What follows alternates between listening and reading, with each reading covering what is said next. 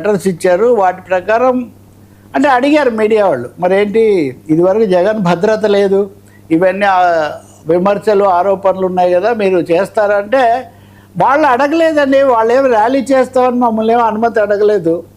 వాళ్ళు అడగలేదు, మేము ఇవ్వలేదు. వాళ్ళు అడగలేదు, మేము ఇవ్వలేదు. కాబట్టి ఇక్కడ ఆయన బౌర్వకల్ విమానాశ్రయంలో దిగుతారు. పంచలింగాల్లో ఉన్నటువంటి చోటుకి వెళ్ళి ఆ ఎమ్మెల్యే విరూపాక్షిని పరామర్శిస్తారు. ములాఖత్ చేసి ఆయన వెళ్తారు.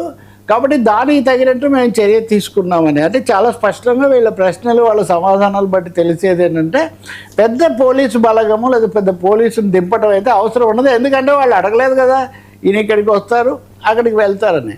కానీ మిగిలిన సీన్ అంతా మనం ఊహించుకోవచ్చు. ఎందుకంటే ఆయన రావటము, ఆ పార్టీ వాళ్ళ అభిమానులు అందరూ రావటం, ఇదంతా జరుగుతుంది. పోలీసులు పరిమితంగా ఉంటారు.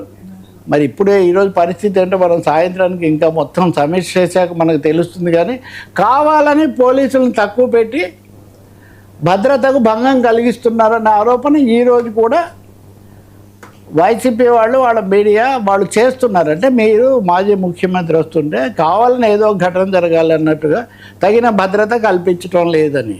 టెక్నికల్గా పోలీసులు ఏం చెప్తున్నారంటే పెద్ద భద్రత ఏముంది, వాళ్ళు ములాఖత్కి వెళ్తారన్నారు. ములాఖత్కి వెళ్ళడానికి కావాల్సిన భద్రత మాజీ ముఖ్యమంత్రికి ఇస్తాం మేము. అంటే ఇది ఖచ్చితంగా చెప్పాలంటే సంయమనం అన్నది ఇక్కడ ఏమాత్రం సంయమనం సమన్వయం ఏకోశాన్ని లేవు.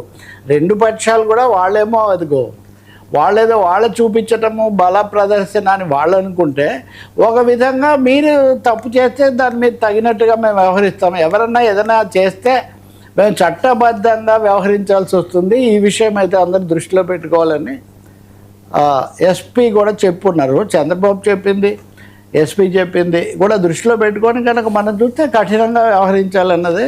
దానికి తోడు గో బ్యాక్ పోస్టర్స్ కూడా పెట్టారు. కాబట్టి తప్పకుండా కర్నూలు ఇంకొక రాజకీయ కథనానికి, రాజకీయమైనటువంటి ఘర్షణకు వేదిక అవుతుంది అనేది స్పష్టమవుతుంది. ఇక ములాఖత్ జరుగుతున్నా ఇంకా ఈ సమయానికి అవ్వలేదు.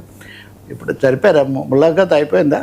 లేదండి, ఇంకా వెళ్తున్నారు. ములాఖత్ జరుపుతారా మరి అంటే అది సమయం 12:30 తీసుకున్నారు. ఓకే, అది ఫ్లెక్సిబుల్గా ఉంటుంది. ఎంత ఫ్లెక్సిబుల్గా ఉన్నా 5 గంటలు ఎంత వాళ్ళ టైం ఉంటుంది కదా. దాన్ని మించి ఇప్పుడు సీదిరి అప్పలరాజు దగ్గరికి వెళ్ళినప్పుడు పరామర్శించకుండా వచ్చేసారు. ఇప్పుడు ఎంత సమయం పడుతుందో మనకు తెలియదు.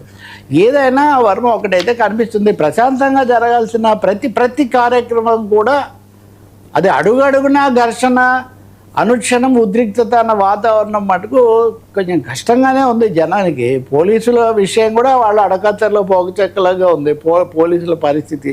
వాళ్ళేంటి కరవమంటే కప్ప కోపం, విడవమంటే పాము కోపం అన్నట్టుగా ఎవరు కప్ప ఎవరు పాము నేను చెప్పట్లేదు.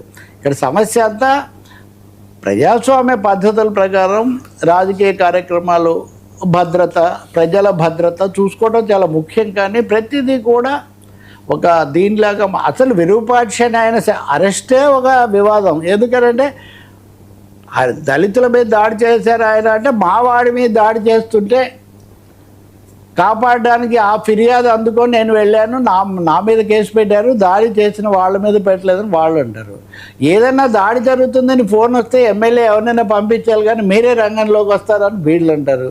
దీన్ని ఎవరు ఎప్పటికీ వాళ్ళ మనోభావాలను బట్టి వాళ్ళు చెప్పడం తప్ప ఇదమిద్దంగా ఇదని మనం చెప్పగలిగింది ఒకటే, సమతుల్య సమయమైనా పాటించాల్సి ఉంటుంది. కొన్ని ప్రజాస్వామ్య పద్ధతులు, రాజకీయ పద్ధతులు. రెండవది ప్రతి చోట ఒకటే ప్రతిదాన్ని ఒక హైప్ కోసం ఇంకో దానికోసం ఉపయోగించడం కానీ, లేదా ప్రతిదాన్ని కూడా ఇది ఇప్పుడు వీరంగం కింద భావించి చర్యలు తీసేసుకోండి పోలీసులు అన్నది కానీ ఏం జరగకూడదు. అవాంఛనీయంగా ఇది ప్రశాంతంగా ముగుస్తుందని మనం కోరుకోవాలి.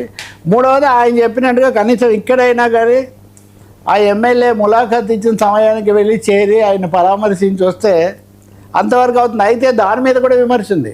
మంత్రి సత్యకుమార్ ఈరోజు నిన్న ఒక ప్రకటన చేశారు, నేరస్తులను పరామర్శించడమే ఈయన పనిగా పెట్టుకున్నారు, నేరస్థ నేతలను పరామర్శించడం కోసమే వస్తున్నారని. కాబట్టి ఏ విధంగా చూసినా వివాదము, ఉద్రిక్తత తప్ప ఇక్కడ ప్రశాంతత, సాధారణ పరిస్థితులు అన్నవైతే కనిపించేటట్టుగా లేవు. ఇంకా చంద్రబాబు నిన్న వార్నింగ్స్ ఇచ్చారు, బాగానే ఉంది. ఇప్పుడు లాకప్ డెత్స్ లాంటివి జరిగాయి కదా, ఘోరమైన ప్రమాదాలు కూడా జరిగాయి కదా, పోలీసుల మీద కూడా చాలా ఆరోపణలు వచ్చాయి కదా. ఇవన్నీ బయటికి చెప్పకపోవచ్చు, కాన్ఫిడెన్షియల్ థింగ్స్ కాబట్టి. కానీ చక్కదిద్దుకోవాల్సిన అవసరం మాత్రం ఉంది. లేకపోతే ఏంటంటే ప్రజలకు రాజకీయ పార్టీలు ఎలా అయినా తంటాలు పడతాయి, లేకపోతే వాటి రాజకీయాలు అవి చేస్తాయి, కానీ సామాన్య ప్రజలకు సంబంధించినంత వరకు ఇది ఒక అకారణమైన ఉద్రిక్తతకు వాళ్ళు గురవుతున్న పరిస్థితి ఎదురవుతుంది. దాని గురించి చూడండి.